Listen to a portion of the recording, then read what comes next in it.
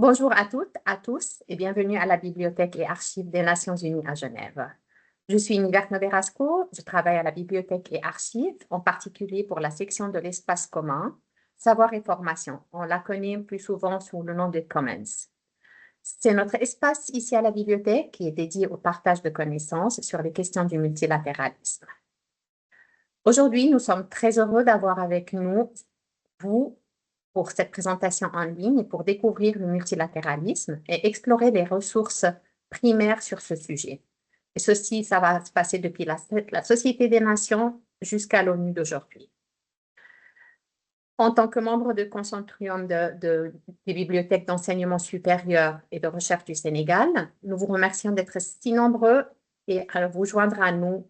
On vous souhaite vraiment la bienvenue à toutes et à tous.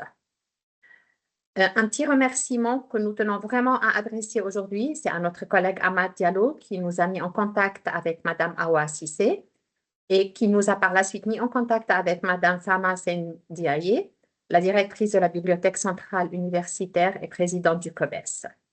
Ensuite, Ndiaye Ndiaye, chef du service de référence et de gestion des ressources continues de la bibliothèque de l'université Cheikh Anta Diop de Dakar. Et oui, il est aussi coordinateur du COBES. Donc, merci à toutes et à tous pour cet effort collectif pour faire cette session aujourd'hui. Pour votre information, cette session, elle est enregistrée. Nous partagerons le lien de la présentation pour ceux qui arrivent en retard ou ceux qui veulent la revoir ou la partager. Donc, il y aura aussi la présentation PowerPoint. Donc, c'est bien si vous voulez prendre des notes, mais vous allez avoir tout ça après par email sous peu. Aujourd'hui, notre objectif est de vous accompagner, de vous aider à comprendre comment vous pouvez faire des recherches sur le multilatéralisme et accéder aux documents importants grâce aux sources primaires en ligne dont nous disposons à la bibliothèque et archives. Ces sources sont de l'époque de la Société des Nations jusqu'à l'ONU d'aujourd'hui comme le connaissons. Mais avant d'entrer dans le vif du sujet et de vous présenter nos intervenantes expertes, nous vous souhaitons tout d'abord nous pencher sur la définition du multilatéralisme et vous présenter brièvement le système des Nations Unies, en particulier le secrétariat de l'ONU. Donc, on se pose la question, c'est quoi le multilatéralisme? Qu'est-ce que c'est? Donc, au sens strict, on parle toujours d'une forme de coopération entre trois États et plus. Mais au-delà de cette définition quantitative, et pour mentionner une autre façon de le définir, on le définit souvent comme l'action coordonnée de plusieurs pays poursuivant des objectifs communs. Nous disposons d'un guide de recherche sur le multilatéralisme à la bibliothèque et les archives ici. Et ce guide qui approfondit la signification du multilatéralisme et les principes sur lesquels il repose, nous le partagerons avec vous et nous vous encourageons vraiment très fortement à le consulter. Et si vous souhaitez savoir plus ou si vous voulez avoir de l'aide, n'hésitez pas à nous contacter. Les organisations internationales telles que l'ancienne Société des Nations et les Nations Unies sont des exemples d'institutions multilatérales et des lieux de diplomatie et d'action multilatérale. Donc, dans la présentation d'aujourd'hui, nos intervenants partageront les principaux documents produits par ces organisations et qui mettent en lumière leurs actions multilatérales. Et ceux-ci peuvent devenir aussi un objet d'étude en tant que source primaire. Mais avant cela, on va juste vous poser une petite question. Donc, on va juste lancer, activer une question.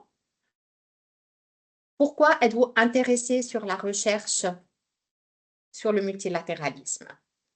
Est-ce que, en tant que des bibliothécaires et chefs de bibliothécaires et directeurs de bibliothèques, est-ce que ceci, c'est pour mieux vous aider pour orienter les usagers de votre bibliothèque?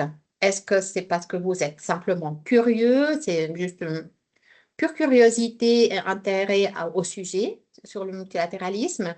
Ou autre raison, vous pouvez écrire, vous pouvez nous dire d'autres raisons aussi. Alors, je vois pas beaucoup de gens qui répondent. Est-ce que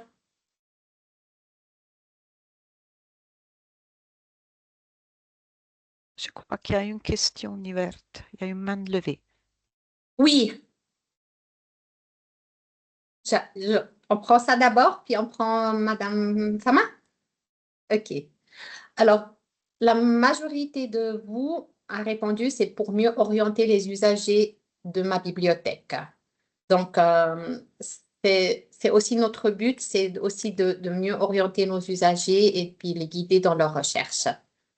Alors, peut-être on donne la parole, oui, mais aussi il y a 36% qui sont simplement curieux sur le thème, ce qui est aussi très pertinent parce que c'est un sujet super important. Donc, voilà. Merci de votre participation. Mais on donne maintenant, Madame Fama, est-ce que vous voulez prendre la parole? Non, ça va. Est-ce que vous m'entendez? Oui, on vous entend très bien. Ah, d'accord. Non, c'est bien. Les réponses me conviennent parfaitement. J'avais les mêmes réponses. Oh, OK, super. voilà. Merci. On vous OK, remercie merci. pour cette Merci à présentation. Merci vous. beaucoup. Merci à vous. Donc, pour vous accompagner et vous aider à vous orienter, nous voulions également vous parler brièvement du secrétariat de l'ONU. Vous verrez sur la diapositive un organigramme du secrétariat de l'ONU. Donc, vous connaissez sans doute certains des 6 organes principaux de l'ONU, comme l'Assemblée générale, le Conseil de sécurité. Mais un autre organe principal est le secrétariat de l'ONU qui exécute les travaux quotidiens de l'ONU. Donc, ils ont un mandat et conformément à ce mandat, ils exécutent vraiment ces travaux quotidiens. Le secrétaire général aussi, c'est à la tête de ce secrétariat qui compte des dizaines de milliers de nombres de personnels qui travaillent dans des lieux d'affectation partout dans le monde. Chaque département ou bureau du secrétariat a un domaine d'action et de responsabilité distinct, mais la majeure partie du secrétariat de l'ONU se situe à New York, où se trouve le siège de l'organisation. Donc, l'ONU dispose également de 3 grands bureaux en dehors de son siège et de 5 commissions économiques régionales. Comme vous le voyez sur cette diapositive, donc, vous le savez certainement, la Bibliothèque et Archives de l'ONU de Genève fait partie de l'ONUG, donc l'Office des Nations Unies à Genève. Notre bibliothèque dispose d'une gamme de ressources et de documents, de livres, des livres électroniques, de revues, mais couvrant tous les aspects du travail de l'ONU depuis 1946 et jusqu'à maintenant. Nous hébergeons également les archives de l'ONU Genève, de la Société des Nations et des mouvements internationaux pour la paix. On a énormément de documents. Maintenant, et avant de vous laisser avec nos 2 intervenantes spécialistes à la Bibliothèque et Archives de Genève, n'oubliez pas de poser vos questions, donc partagez vos commentaires. Il y a une section questions et réponses qui est active pendant toute la présentation ou de lever la main comme vient de faire Madame Fama, donc il ne faut pas hésiter. Donc aujourd'hui, nous avons Hermine Dieblo, la chef du groupe des archives historiques, section de la mémoire institutionnelle, et Christina Giordano, chef du groupe des services de connaissances, section des services de la bibliothèque. Et je pense que c'est Hermine qui commence. Hermine, tu veux bien commencer à nous guider, s'il te plaît? Oui, bien sûr, Niverte, merci, avec grand plaisir. Et puis, je veux dire bonjour à tout le monde et je suis ravie qu'on ait pu organiser cette session pour le COBES. C'est un vrai plaisir. Alors aujourd'hui, ce que nous allons présenter avec Christina est en 5 points. Nous allons commencer par mentionner l'héritage et la continuité que nous avons entre la Société des Nations et les Nations Unies, avant de passer à une définition des sources primaires, pour ensuite détailler différents types de documents officiels. Et puis, nous allons finir avec 2 démonstrations. La première sera sur la plateforme des archives des Nations Unies à Genève et la deuxième sur la bibliothèque numérique des Nations Unies. Alors, si nous commençons avec la première partie sur le fait de retracer l'héritage, donc comme nous l'avons déjà mentionné, nous allons parler aujourd'hui de 2 institutions multilatérales que sont la Société des Nations et les Nations Unies, car l'histoire de ces 2 institutions est liée. D'ailleurs, on présente souvent la Société des Nations comme le prédécesseur des Nations Unies. Et ici, à Genève, dans la bibliothèque et archives, nous avons le privilège de gérer les documents officiels, mais aussi les archives de ces 2 institutions. Et vous allez constater des continuités entre les documents de ces 2 institutions.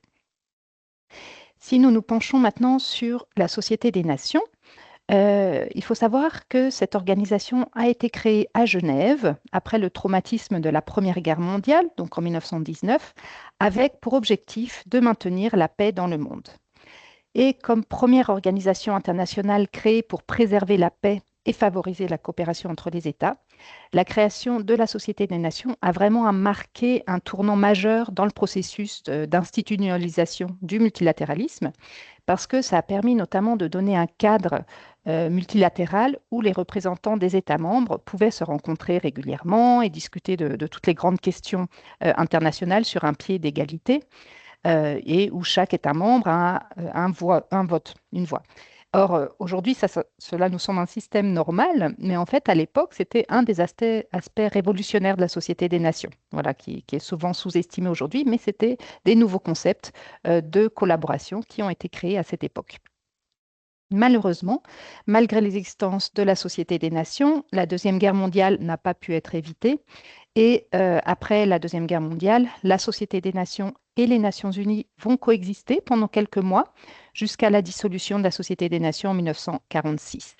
Et à cette date-là, ce qu'on appelle les actifs de la Société des Nations sont transférés aux Nations Unies, comme par exemple le Palais des Nations, qui est aujourd'hui le siège de l'Office des Nations Unies à Genève, ou aussi les collections de la bibliothèque et des archives de la Société des Nations qui ont été transférées aux Nations Unies.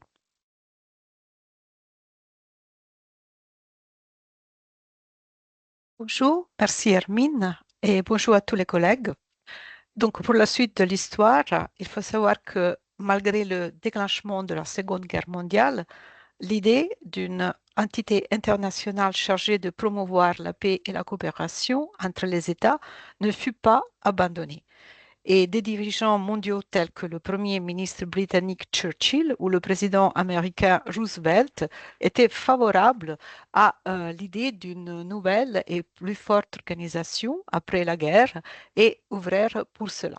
Cette nouvelle organisation, ce sont en fait les Nations Unies, dont le document fondateur, la Charte des Nations Unies, fut signé le 26 juin 1945 lors de la conférence des Nations Unies sur l'organisation internationale à San Francisco, et la Charte est entrée en vigueur le 24 octobre 1945.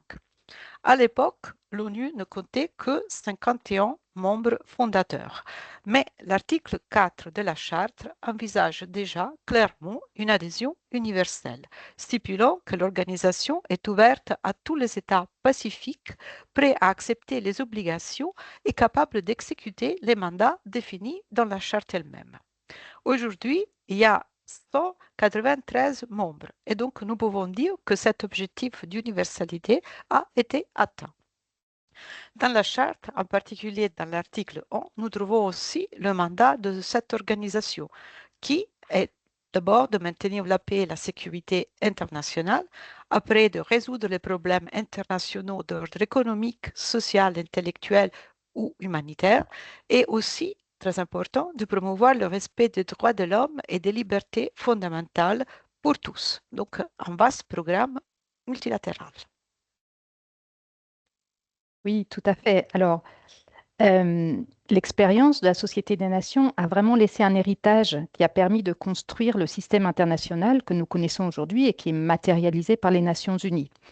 Et d'ailleurs, les Nations Unies ont hérité de plusieurs agences et organisations qui avaient été créées à l'époque de la Société des Nations. On peut par exemple citer l'exemple de l'UNESCO, qui provient d'une initiative de la Société des Nations sur la coopération intellectuelle. L'ONU a repris ce système de base, mais il a essayé de surmonter la faiblesse qui avait été perçue de la part de la Société des Nations, notamment en essayant de construire un système de sécurité collective plus efficace pour éviter de répéter un traumatisme tel que la Seconde Guerre mondiale. Oui.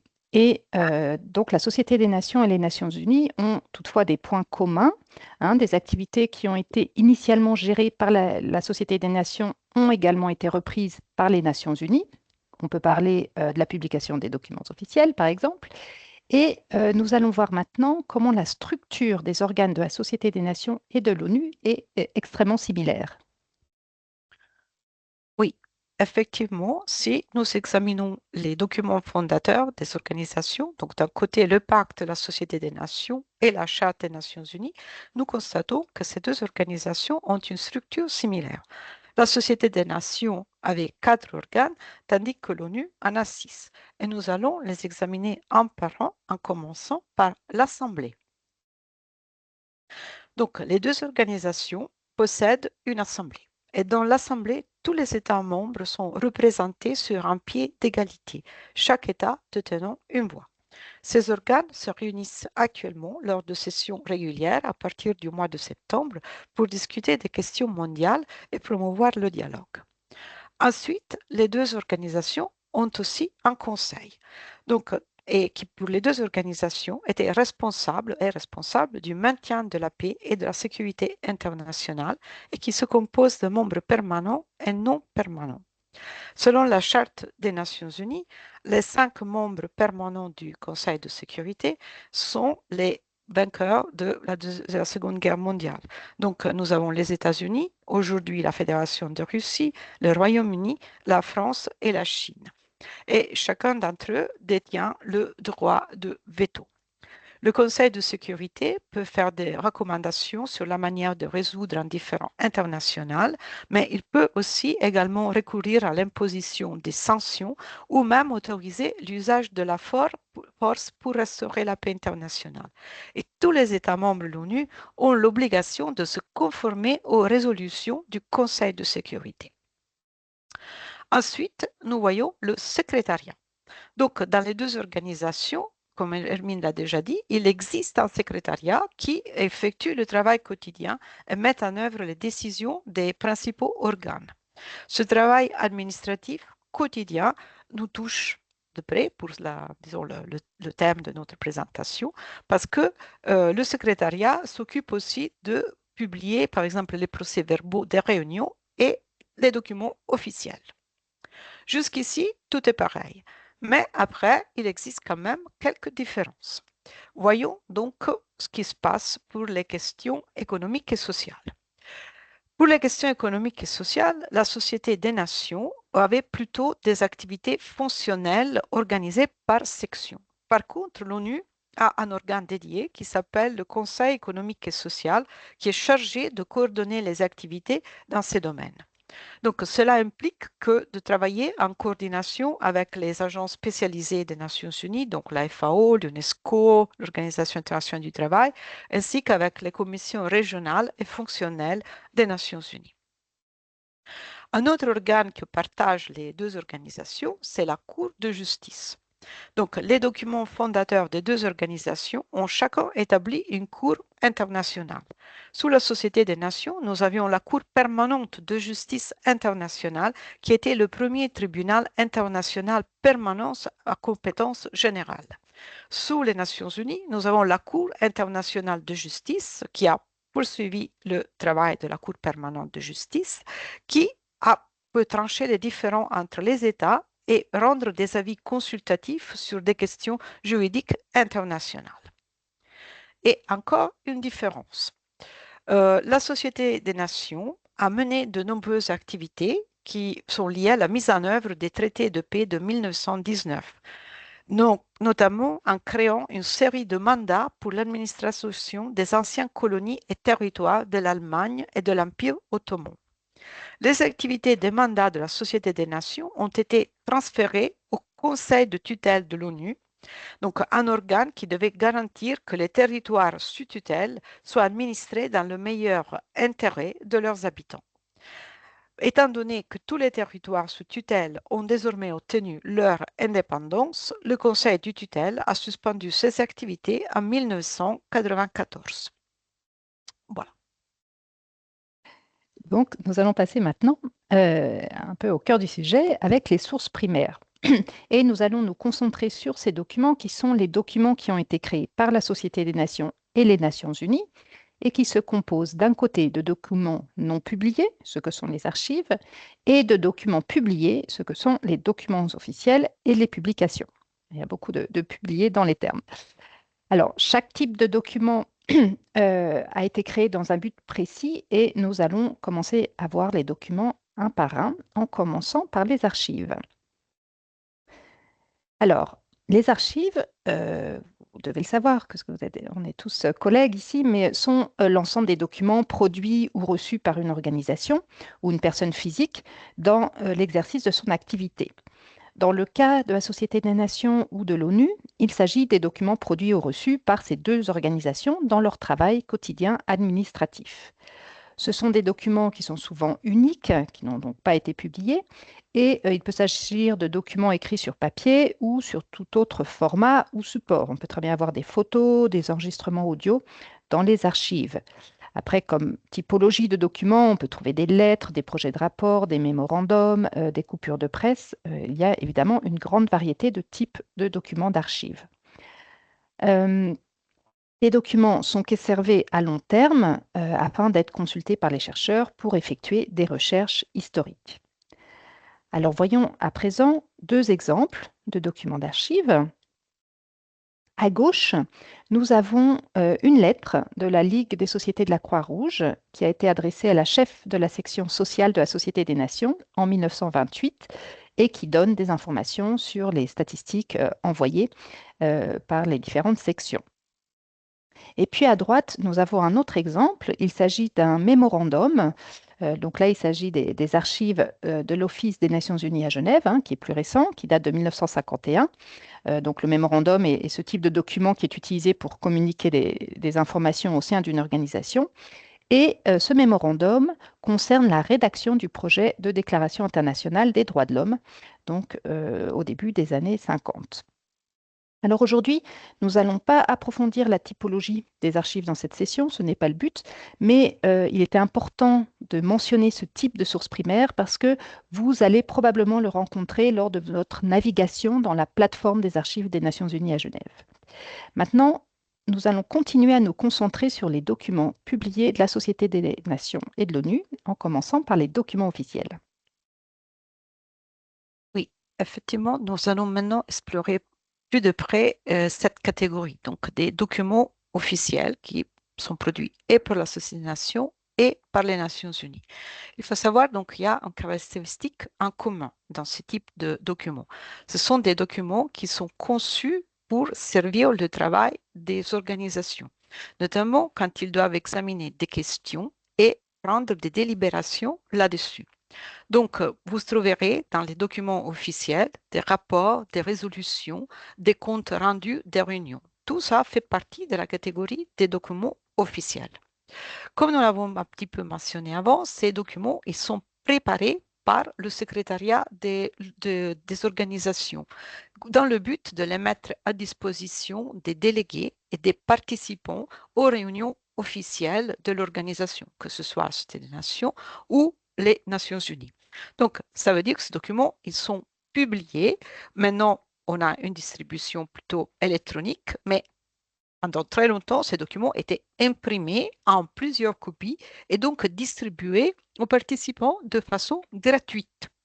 Et cette distribution gratuite, cet accès gratuit à ces documents, il est resté, il est toujours actuel et il n'est pas réservé aux fonctionnaires et aux participants, mais c'est aussi pour le public et les chercheurs. Donc, il ne faut pas payer pour avoir accès aux documents officiels des Nations Unies ou de la Société des Nations.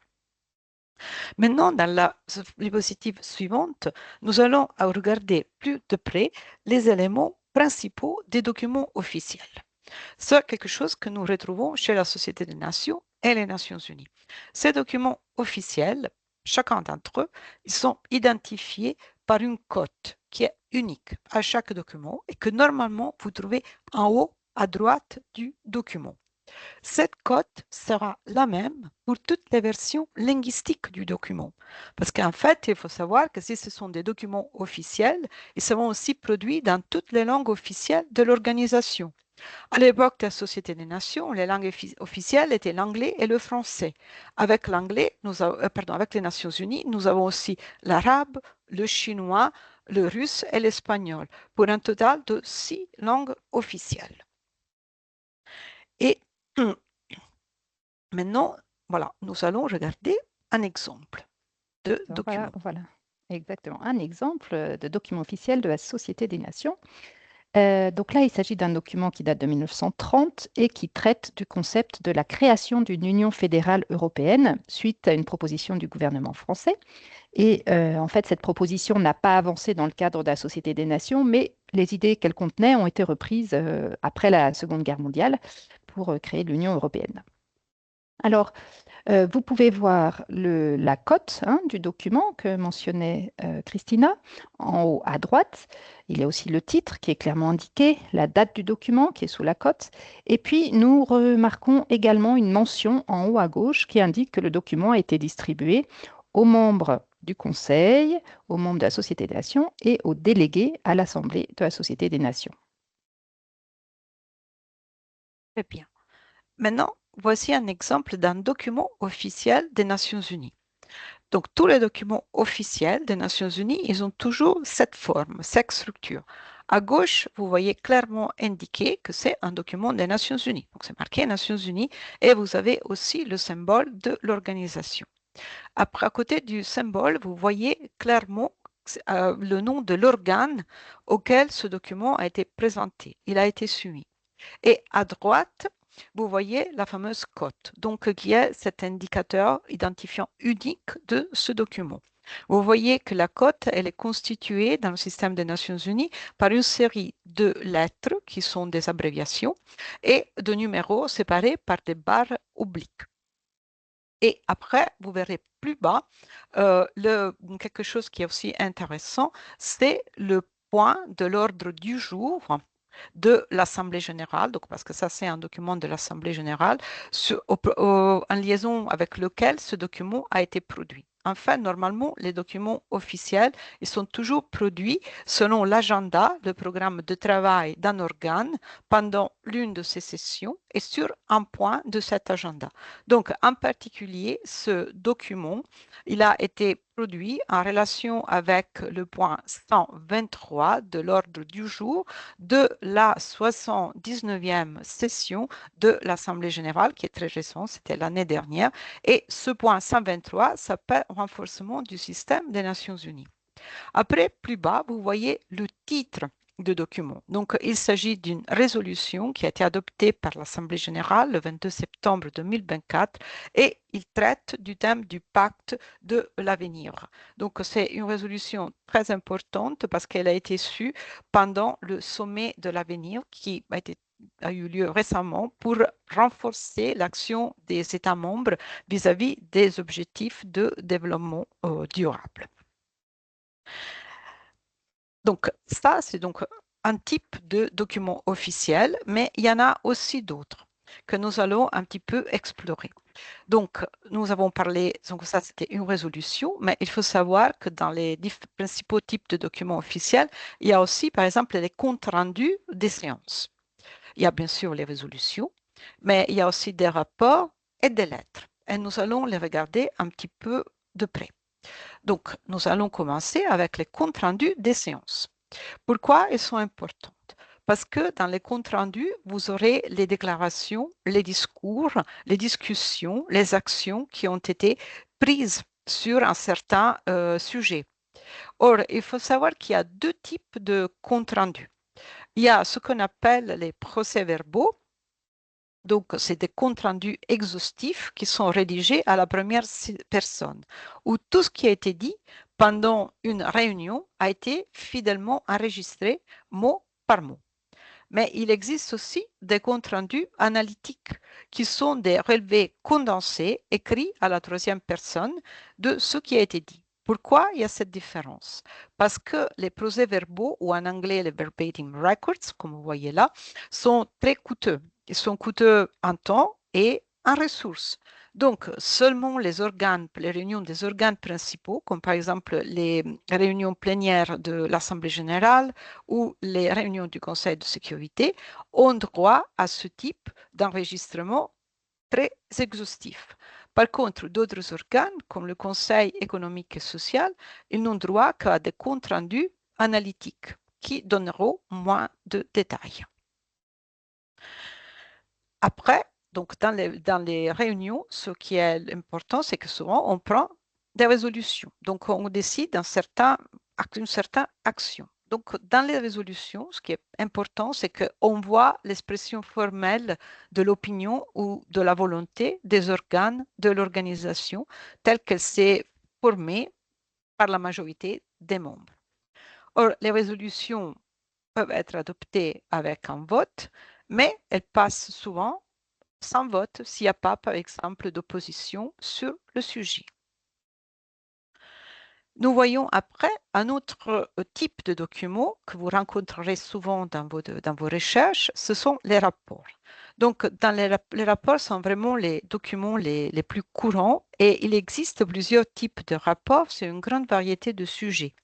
Ceux qui sont les plus importants sont souvent ceux qu'a préparé le secrétaire général lui-même pour faire état de certaines situations et soumettre des informations aux organes principaux. Notamment, le secrétaire général, chaque année, produit un rapport sur le travail de l'organisation qu'il soumet à l'Assemblée générale. Et finalement, encore un type de document qui peut être intéressant, ce sont les lettres. Donc, dans les lettres, ce sont normalement les représentants des États membres qui demandent de soumettre dans une forme officielle aux organes des Nations Unies des informations qui concernent des réunions ou des événements qui se sont passés en dehors de l'organisation. Ici, nous avons un exemple tiré de l'expérience de la Société des Nations. Donc, nous avons la délégation suisse qui communique au Conseil, aux membres de la Société, aux délégués à l'Assemblée, quelque chose sur les terrains pour la construction d'immeubles à l'usage de la Société des Nations. Donc, ils ont reçu une lettre sur ce thème qui, à l'époque, était visiblement relevant, et ils l'ont transmis de façon officielle aux organes de la Société des Nations. Donc, voilà un petit peu les principaux types de documents officiels. Mais ce n'est pas toute la documentation que les organisations produisent. En fait, il y a aussi des publications, donc des véritables publications qui sont produites. Elles étaient déjà produites à l'époque de la Société des Nations. En fait, vous voyez ici à gauche l'annuaire statistique de la Société des Nations. Et à droite, vous voyez l'ABC des Nations Unies. Donc, ce sont des publications qui sont destinées à un public plus large, en fait. Ils ne sont pas écrits seulement pour les délégués ou pour les participants aux réunions. Ils contiennent des informations qui sont destinées à un public plus large parce qu'ils ont de l'intérêt général. Et normalement, comme on verra sur la prochaine diapositive, l'organisation veut les rendre accessibles à tout le monde. C'est pour ça qu'il les répond dans cette forme. Et donc, beaucoup de publications vont contenir, par exemple, des études sur des thèmes spécifiques ou des rapports principaux. Il y a aussi des publications qui apparaissent toutes les années, comme l'annuaire statistique. Il peut y avoir des complications statistiques plus particulières. Il peut y avoir des manuels. Il peut y avoir même des véritables périodiques. Voilà. Ah, Super. Merci beaucoup, Christina et Hermine, pour toutes ces explications. Et on se rend compte vraiment que notre bibliothèque est super riche, beaucoup d'informations intéressantes. Ce qui nous mène maintenant à un moment d'échange. Donc, c'est l'heure du quiz. Alors, on va lancer ce quiz. Et puis, vous voyez ce document. Et qu'est-ce que vous pensez après ces explications? De quel type de source primaire il s'agit ici? Est-ce que c'est, d'après vous, un document d'archives, un document officiel ou une publication? Je vous donne quelques secondes pour répondre.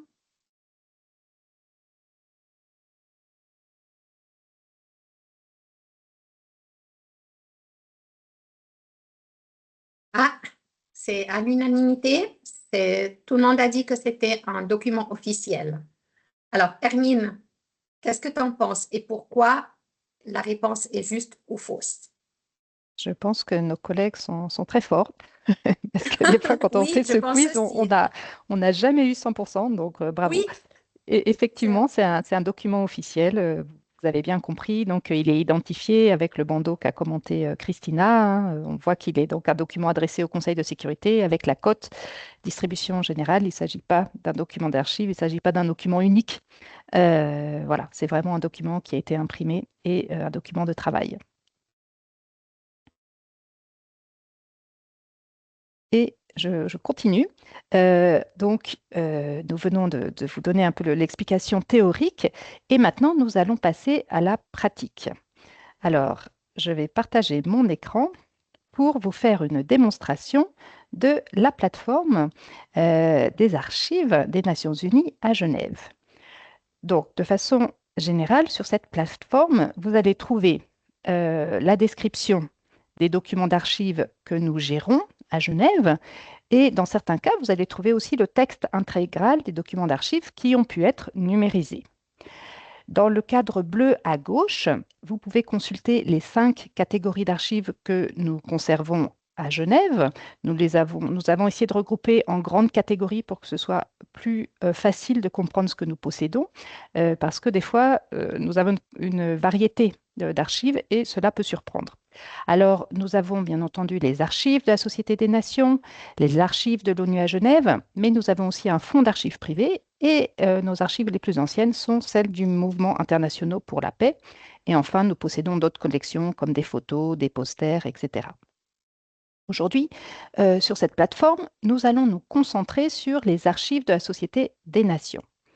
Alors, il faut que vous sachiez que l'intégralité de ces archives ont été numérisées suite à un projet de 5 ans qui a permis de mettre en ligne près de 14 millions de pages. Et elles sont librement accessibles sur cette plateforme. Entre ces documents d'archives ont été numérisés la collection des documents officiels de la Société des Nations. Voilà. Et en cliquant sur ce lien, vous allez arriver à l'endroit qui vous intéresse dans l'arborescence. Donc, il se trouve que cette plateforme des archives est une plateforme qui utilise un logiciel pour présenter des documents d'archives et c'est pour ça que nous avons une hiérarchie puisque dans les documents d'archives, il est très important de garder le contexte, la provenance du fond. Dans cette collection des documents officiels qui compte environ 120 000 documents, nous allons voir que les documents sont organisés par série. Et ces séries, en fait, sont organisées autour de 4 grands thèmes principaux. Donc, je vais vous les décrire pour que vous puissiez comprendre comment retrouver ensuite les documents, des documents officiels. Alors, le premier thème concerne la structure institutionnelle de la Société des Nations avec les organes principaux. Donc, c'est pour ça que nous avons retrouvé les documents du Conseil, de l'Assemblée, du secrétariat, mais nous aurons aussi des documents des organes et institutions annexes qui sont liés à la Société des Nations. Et puis, vous trouverez ici aussi les documents d'administration financière et enfin des organes traitant des questions constitutionnelles diverses de la Société des Nations. Vous noterez que je vous parle en français, mais que les liens sont en anglais. C'est vrai qu'on est toujours en train de travailler entre les 2 langues. Ensuite, le deuxième thème concerne les activités de la Société des Nations en lien avec les traités de paix. Donc là, nous allons retrouver les documents sur le système des mandats, sur les minorités, mais aussi les documents en rapport avec la ville libre de Danzig et le territoire de la Sarre. Troisième sujet, nous avons les documents liés au maintien de la paix et de la sécurité internationale. Donc là, nous allons avoir les questions de désarmement, d'organisation de la sécurité collective, des différents politiques qui sont soumis à la Société des Nations et aussi de diverses questions politiques. Enfin, la dernière section des documents officiels va être organisée en fonction des activités fonctionnelles de la Société des Nations, qu'a mentionné Christina, qui par l'ONU est remplacée par le Conseil économique et social. Donc là, vous allez avoir tout ce qui est l'organisation économique et financière, vous allez avoir des questions de santé, de coopération intellectuelle, des questions humanitaires, juridiques, sur les drogues, sur l'opium, etc. Très bien. Maintenant que nous avons vu cette structure, nous allons commencer à voir un exemple de document officiel et nous allons voir des procès-verbaux de réunion. Et disons que nous souhaitons voir les procès-verbaux de l'Assemblée de la Société des Nations. Alors, vous pouvez voir qu'ils sont organisés par session et en choisissant une session de votre intérêt, disons la 16e, vous pouvez continuer à ouvrir l'arborescence et vous allez pouvoir consulter les réunions plénières. Et le niveau inférieur, vous pourrez choisir entre les documents de travail qui ont été distribués pour l'assemblée plénière ou, ici, les documents de travail, les papers, ou les minutes ou les comptes rendus. Alors, dans cet exemple, nous allons continuer avec les comptes rendus et vous voyez que vous pouvez les consulter ou en anglais ou en français. Nous allons prendre l'exemple du français et nous allons consulter les actes de la 16e Assemblée de la Société des Nations. Une fois que vous avez trouvé le document de votre intérêt, quand vous descendez, vous allez voir ici la description du document et pour pouvoir le consulter, il vous suffit de cliquer sur la miniature. On va vous demander d'accepter une notice de copyright. Vous l'acceptez et une fois que vous l'avez accepté, vous allez commencer à télécharger le PDF que vous allez obtenir ici. Alors voilà, ici nous avons un exemple donc, de document officiel. Il s'agit des actes de la 16e session ordinaire de l'Assemblée et ce sont les réunions qui ont eu lieu de 30 juin au 4 juillet 1936.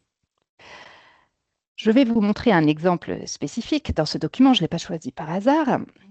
Si je descends un petit peu plus dans le PDF, je vois que je peux consulter les actes de la 18e séance plénière qui a eu lieu le 30 juin à 17 h.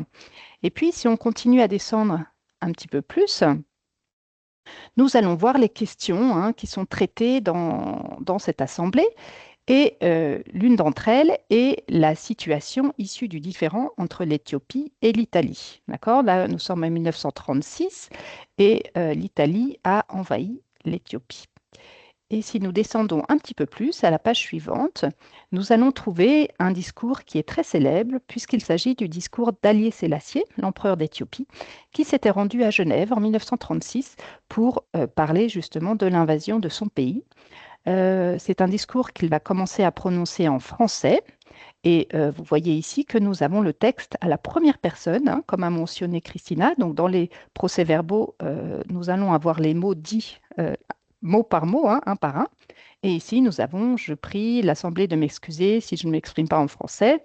Et après, il va continuer son discours en amharique. Et ici, bien sûr, nous aurons la traduction du discours en amharique. Voilà. Maintenant que nous avons vu cet exemple de document, je vous propose de retourner à l'arborescence des documents officiels et nous allons voir un autre exemple. Et cette fois-ci, nous allons voir comment chercher dans le groupe des documents officiels par sujet ou en cherchant un document spécifique. Donc là, je vais vous montrer une façon de procéder en effectuant une recherche par carrousel, comme on appelle cela. C'est une recherche déjà avancée. Donc, ce qu'il faut faire, c'est sélectionner le niveau qui vous intéresse. Là, nous allons prendre le niveau des documents officiels, mais vous pouvez très bien appliquer cette méthode sur un niveau inférieur, dans les séries. Et puis, vous allez descendre un petit peu et vous allez voir toutes les images ici du carrousel. Donc, vous voyez que nous sommes à presque 120 000 documents. Là, vous avez cliqué sur « Afficher tout ». Et cette action de cliquer sur « Afficher tout » va vous permettre de limiter votre recherche à cette collection des documents officiels. À partir de là, vous avez la possibilité d'utiliser le masque de recherche avancé en cliquant sur cette barre. Et là, nous allons faire un exemple de recherche en indiquant Dakar et rapport. D'accord ? Et puis, vous pouvez générer la recherche. Quand vous effectuez ce type de recherche avec ce masque de recherche avancé, vous allez rechercher aussi bien dans les métadonnées des documents que dans le full texte, dans le plein texte des PDF. D'accord ? Donc là, on arrive à presque 500 résultats. C'est une recherche assez précise. En voyant les résultats, vous pouvez voir que vous pouvez avoir des annuaires, donc des publications, comme a donné l'exemple Christina. Vous pouvez avoir des comptes rendus de conférences, des comptes rendus de commissions permanentes. Et puis, on peut trouver aussi cet exemple sur des documents concernant les procédures des mandats. Donc, si je souhaite le consulter, je vais ouvrir directement la description de ce document. Et ce qui est intéressant avec ce système d'arborescence, c'est que vous pouvez à tout moment voir à quelle série ce document appartient. D'accord? Vous avez toute la hiérarchie. Ou vous pouvez utiliser aussi le système qui est là pour voir que nous sommes dans la série de la supervision des mandats, nous sommes dans la commission permanente des mandats et nous sommes dans les documents de 1923. Donc, vous avez tout de suite le document situé dans son contexte. Si vous souhaitez le consulter, il suffit de cliquer sur la miniature, d'accepter la notice de copyright et vous allez avoir accès au PDF. Une fois que nous avons ce document, donc il y a plus de 400 pages, on peut être intéressé dans notre exemple de savoir pourquoi on a obtenu ce résultat de recherche, non? Donc là, vous pouvez utiliser la notion de recherche plein texte en faisant un CTRL F, par exemple, pour trouver le mot Dakar dans ce document.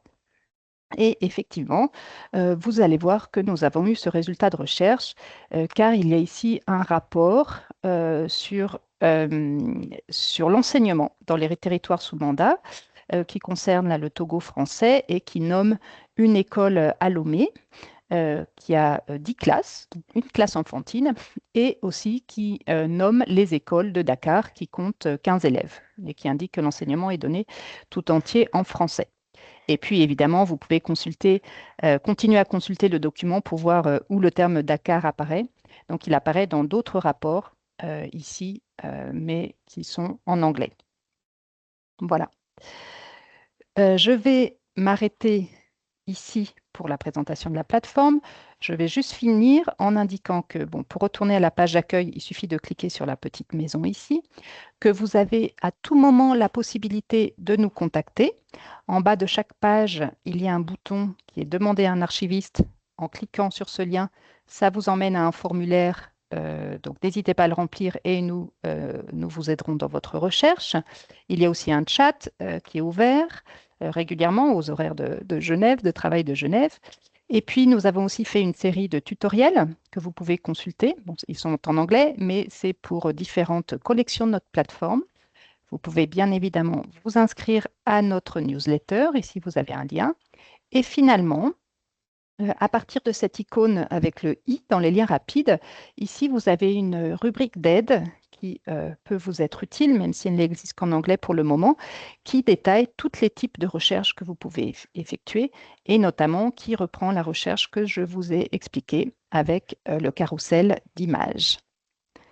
Voilà, et je m'arrête là pour laisser la place à Christina pour sa présentation. Donc, merci Hermine. Donc, nous allons maintenant voir s'il y a aussi un outil de recherche pour les documents officiels des Nations Unies. En effet, il existe. Il s'appelle en français la Bibliothèque numérique des Nations Unies, mais il est aussi plus connu sous le nom anglais de Digital Library. Donc, c'est un outil qui est vraiment très focalisé sur le matériel des Nations Unies, dans le sens qu'ici, vous trouverez les documents des Nations Unies, les publications, mais aussi d'autres du matériel un petit peu différent. Par exemple, si vous voulez savoir comment une résolution a été votée, vous aurez une base, une collection qui vous permet de découvrir ça. On y a aussi inclus la collection des cartes géographiques des Nations Unies qui ont été numérisées et les enregistrements d'une série qui s'appelle l'Histoire orale des Nations Unies. Nous pouvons maintenant passer à la diapositive suivante pour regarder qu'est-ce qu'on peut trouver au point de vue des documents en ligne.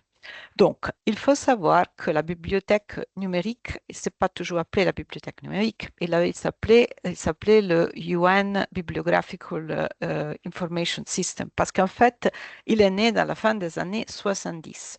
Et vu que nous sommes tous bibliothécaires, le but était de fournir un catalogue en ligne des documents donc des Nations Unies, et de fournir une description bibliographique très approfondie de ces documents. En effet, pour les documents des Nations Unies, nous ne parlons pas vraiment de catalogage, nous parlons plutôt d'indexation. Car pour leur description, il faut des champs qui sont plus spécifiques, qui sont peculiaires de ces documents. Ils sont donc légèrement différents de ceux qu'on utilise pour les livres. Donc, au début, il n'y avait que des descriptions bibliographiques. Après, il y a la date très importante, c'est 1993. À ce moment-là, cette année-là, les Nations Unies ont commencé à produire leurs documents officiels en version électronique. Donc, à partir de 1993, vous pourrez être sûr que les documents officiels existent dans la bibliothèque numérique en texte intégral dans les 6 langues officielles. Mais qu'est-ce qui s'est passé entre 1946 et 1992? En fait, nous n'avons pas encore pu bénéficier d'un projet comme celui-là qui a permis la numérisation de toutes les archives de la Société des Nations, parce que bien sûr, il s'agit aussi d'une période de temps beaucoup plus grande et aussi l'ONU s'est développée de façon différente. Donc, il y a vraiment des millions et des millions de documents. Toutefois, il y a eu la possibilité de numériser certaines catégories de documents qui étaient considérés plus importants. Donc, si par exemple, vous faites une recherche dans les résolutions, vous trouverez le texte intégral de toutes les résolutions des organes principaux des Nations Unies dans les 6 langues officielles. Vous trouverez aussi le texte intégral dans les 6 langues officielles des documents du Conseil de sécurité et aussi les comptes rendus des séances plénières de l'Assemblée générale. Il y a, pour les autres types de documents, il y a des projets de numérisation qui sont en cours et aussi il y a des numérisations qui peuvent être faites ad hoc si des clients demandent en documents particuliers. Donc les documents, ils sont numérisés et rajoutés à la bibliothèque numérique. Nous allons maintenant donner un coup d'œil à cette bibliothèque numérique et je vais donc essayer de partager mon écran et j'espère que vous la verrez. Dites-moi si vous la voyez. Oui, ça fonctionne C'est bien. bien. Ça Oui, fonctionne. bien, Christina. C'est toujours un peu la peur. Donc, vous voyez comment elle se présente, et là, il y a son adresse. Et vous voyez aussi que cette bibliothèque numérique, elle parle plutôt anglais parce qu'elle est issue du siège des Nations Unies qui se trouve plutôt à New York.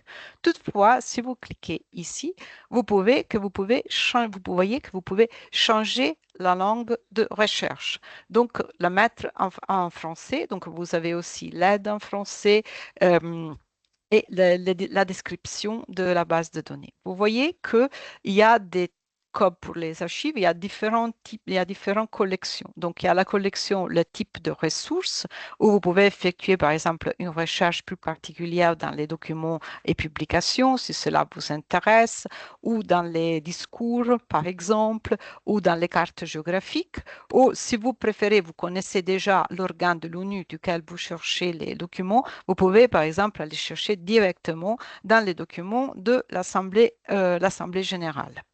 Alors, nous allons faire pour le moment une recherche toute simple et on va la faire générale sans choisir par collection. Alors, quand vous faites ce type de recherche, donc on peut mettre l'aide à la recherche en français. Toutefois, il faut savoir que les documents dans la bibliothèque numérique, ils sont décrits à partir de la version en anglais. Donc, les titres des documents, les sujets seront plutôt en anglais. Après, je vais vous montrer comment il est possible d'étendre cette recherche et de chercher aussi dans d'autres langues, en particulier avec une fonction qui vous permet de chercher dans le texte intégral du document. Mais pour le moment, on va faire une recherche générale, donc on va plutôt utiliser un terme en anglais et nous allons chercher s'il y a quelque chose sur le multilatéralisme. Donc, nous allons faire la recherche et nous allons utiliser le mot en anglais et nous trouvons quand même 1074 notices. Donc, c'est quand même pas mal. Après, ici, à gauche, vous voyez, il y a ce qu'on appelle les facettes. Donc, on peut, par exemple, chercher par des types de documents particuliers, selon les types de documents que nous avons vus. Et en particulier, il est aussi possible de chercher par voir s'il y a des résolutions et décisions qui parlent du multilatéralisme. Donc, on peut peut-être essayer de faire ça et on voit qu'effectivement, il y en a 53. Ici, à gauche, comme vous voyez la première, donc c'est une résolution qui a créé même une journée internationale pour le multilatéralisme et la diplomatie pour la paix. Vous voyez quelque chose il y a plusieurs files. Donc, ça veut dire que ici, vous n'avez pas seulement la description bibliographique, mais vous avez le full text attaché. Nous pouvons cliquer sur le titre pour avoir une vision plus près, en fait, de ce qu'il y a. Et vous voyez, effectivement, ici, tout de suite, vous avez la possibilité de télécharger la version linguistique qui vous intéresse et elle est publique. Donc, comme on avait dit, il n'y a pas de restriction. Tout le monde peut le faire. Ici, on voit la notice détaillée et c'est là où les indexeurs, donc ces catalogueurs spéciaux des Nations Unies, agissent dans la description. Cette description est très importante parce qu'ils ne vont pas simplement décrire le document per se, mais ils vont aussi vous mettre des liens vers d'autres types de documents en rapport, ce qui peut faciliter votre recherche. Tout d'abord, le premier champ que nous voyons ici, c'est le symbole. Donc, c'est l'identifiant unique de ce document, de cette résolution particulière qui a été adoptée à la 73e session de l'Assemblée générale. Ici, vous avez le titre, de nouveau la possibilité d'avoir accès aux différentes PDF dans les différentes langues. Les notes sur l'événement, c'est la date quand cette résolution a été adoptée, le 12 décembre 2018. Et ici, vous pouvez voir que cette résolution a été votée. Autrement, ce serait marqué adopté without vote. Mais là, ça a été voté et elle a été votée à la 51e réunion plénière de l'Assemblée générale. Ici, voilà le travail des indexeurs. Donc, on a rajouté dans quel document il y avait le projet de résolution. Donc, il y a eu un projet auquel on a ajouté quelque chose, peut-être un autre sponsor, et donc ça est inclus. Donc, c'est un petit peu l'histoire de cette résolution. Et vous voyez ici, vers le lien, vers le PV, donc le procès verbal dont on avait discuté tout à l'heure, le compte-rendu intégral de la 51e réunion de l'Assemblée générale où on a adopté et on a discuté cette résolution. Après, plus bas, ce dont on avait parlé, donc le fait que le document, il est toujours issu par rapport à un point sur l'agenda d'une session particulière, vous voyez ici où c'est marqué l'ordre du jour. Donc, l'ordre du jour est contenu dans ce document-là et c'est par rapport au point 15 de l'ordre du jour, la Culture of Peace, où ce document a été publié. Si on clique sur l'ordre du jour, on verra qu'on trouve beaucoup d'autres documents qui ont été en rapport avec ça. Et si j'arrive à le trouver, parce qu'il y en a vraiment beaucoup, je peux vous montrer, par exemple, les fameuses lettres. Donc, il y a aussi une lettre qui a été sur ce point. Et si nous cliquons là, nous pouvons voir qu'il s'agit en fait de 2 lettres qui ont été adressées par un représentant permanent. Il s'agit celui-là du Liban. Qui a voulu transmettre au secrétaire général et au président du Conseil de sécurité de l'information. Si on veut voir de quoi il s'agit, on peut venir ici plus bas et on peut sélectionner pour voir directement le fichier, par exemple en français. Et ici, nous voyons que, en fait, le représentant permanent demande de soumettre, de faire distribuer le texte de cette lettre comme document de l'Assemblée générale sur le point 15 de l'ordre du jour.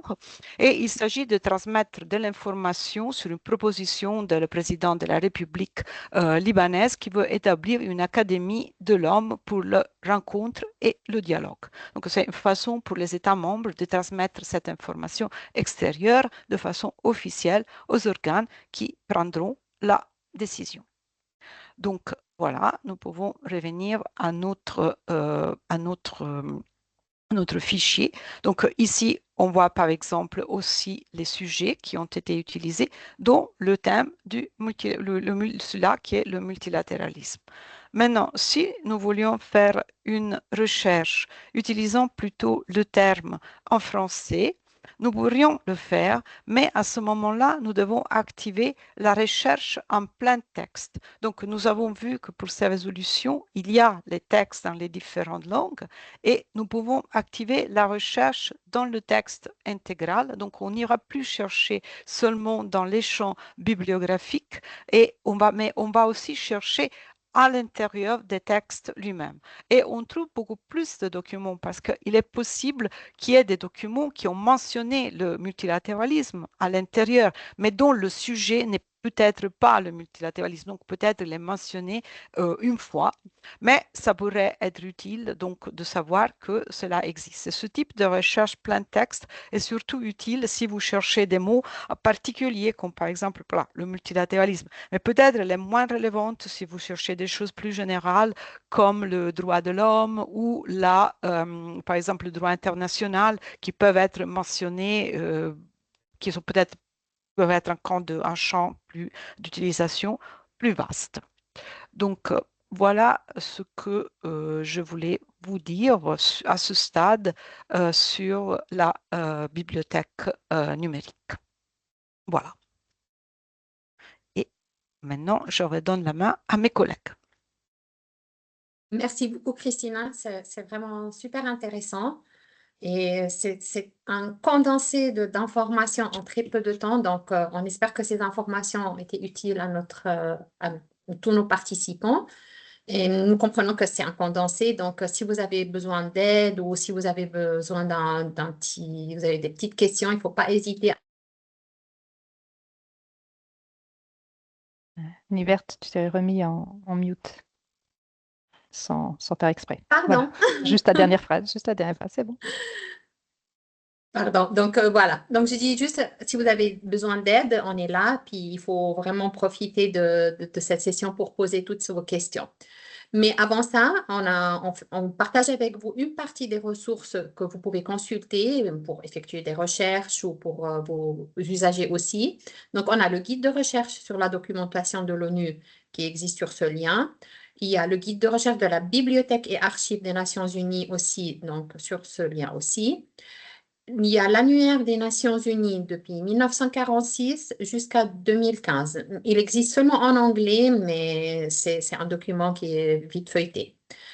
On a aussi une série de podcasts qui s'appelle The Next Page. Et ça, c'est vraiment des interviews, des discussions super intéressantes avec des intervenants de haut niveau, très intéressants, qui ne sont pas très longs. Et c'est toujours en relation avec le sujet du multilatéralisme. Et ce podcast, The Next Page, ça existe sur Podbean. Vous pouvez aussi avoir un peu d'intérêt pour notre série Histories. C'est une série qui aussi parle beaucoup de documents officiels, de documents historiques. Et c'est 11 épisodes jusqu'à maintenant qui ont été produits et vous pouvez les trouver sur notre chaîne YouTube. Donc, n'hésitez pas à consulter tout ça et on espère que ça sera très intéressant pour vous comme ça l'est pour nous aussi. Maintenant, où et comment nous trouver? Nous suivre sur les réseaux sociaux. Donc, on a Facebook, on est présent sur Facebook, sur Twitter, donc X, sur YouTube, comme je viens de le mentionner aussi, où il y a notre série Histories. Il y a beaucoup de tutoriels pour beaucoup d'autres sources. Donc, il ne faut pas hésiter à aller. Maintenant, avez-vous des questions? Il faut bien profiter de la présence de nos deux expertes. Si vous avez des commentaires, un doute, une demande spécifique, il faut y aller maintenant, c'est le moment. Et je tiens à vous rappeler aussi, cette session est enregistrée. Nous partagerons le lien de la présentation et tout le contenu de la présentation PowerPoint avec tous les liens pour les ressources, donc par email après la fin de cette session, sous peu. Donc, voilà. Est-ce que vous avez des questions?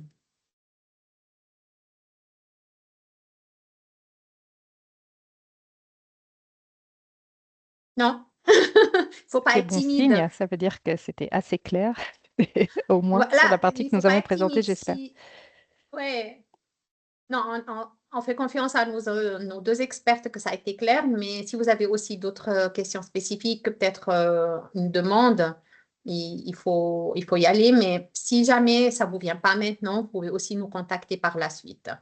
Donc, notre équipe, elle surveille, répond à vos questions donc, sur ce lien. Donc, un grand merci. S'il n'y en a pas de questions, donc voilà, à tous qui nous ont permis d'établir le contact avec vous. Merci à mes collègues Nathalie Alexander et Amad Diallo qui ont travaillé derrière la scène. Vous n'avez pas pu les voir, vous avez vu très brièvement. Donc, ils sont là, ils ont beaucoup travaillé pour cette session aussi. Merci à vous pour votre intérêt sur le multilatéralisme et d'avoir pris le temps de découvrir nos ressources et nos sources primaires. Et maintenant, en tant que chef de bibliothèque et bibliothécaire, on compte sur vous pour disséminer l'information et on se réjouit d'offrir plus de présentations à vos collègues, chercheurs, étudiants, usagers, les gens qui seraient intéressés à avoir une session. On organise ça d'une manière assez régulière, donc n'hésitez pas à nous contacter par email, donc au commons@un.org. Voilà. Maintenant, est-ce qu'on peut encore profiter de votre présence pour commencer un petit survey, un petit sondage. Et on va commencer avec la première question, c'est très rapide. Alors, combien cette session a été pertinente pour vous? Quelle est c'est quoi qui était plus... C'est quoi? Combien elle a été? Donc, 1 étoile, ça veut dire qu'elle n'était pas très pertinente. 2, c'est un peu plus. Jusqu'à 5 étoiles, ça veut dire qu'elle était vraiment très pertinente.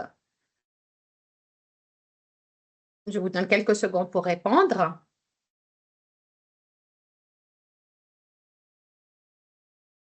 Ensuite, le rythme de et la cadence de cette session, est-ce que ça a été adapté au contenu ou vous avez trouvé le rythme un peu trop rapide ou au contraire trop lent, il fallait survoler certaines parties. Donc, il ne faut pas hésiter non plus à nous faire part de notre feedback pour nous dire est-ce que pour les prochaines sessions, est-ce qu'on doit ralentir un petit peu, est-ce qu'on doit aller un peu plus vite. Votre feedback est très, très bienvenu pour nous. Et puis la dernière question, quelle est la partie qui a été le plus utile pour votre travail? Peut-être vous pouvez répondre avec un mot, 2 mots, une phrase. Je ne sais pas, ça nous aide aussi à savoir peut-être la prochaine présentation, on doit plus se focaliser sur une partie plus que l'autre.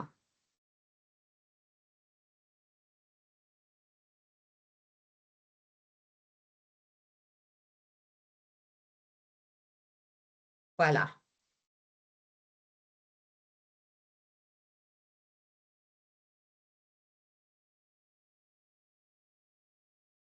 Voilà, on attend encore des réponses, ça vient. Donc, mais c'est super sympa de voir tout le monde participer comme ça, c'est vraiment génial.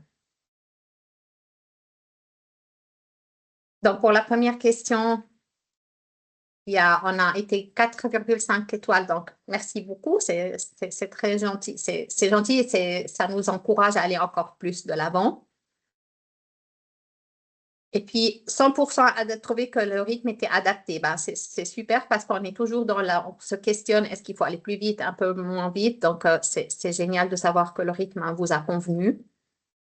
Et puis, pour la troisième question, on voit beaucoup de réponses, c'est génial. Donc, on a la présentation pratique, les types de documents, la recherche, les archives historiques, les documents officiels, les plateformes, culture générale. Donc, beaucoup d'aspects. Donc, on se rend compte que ça vous a été utile. Donc, super. Merci pour votre temps, votre feedback. Et puis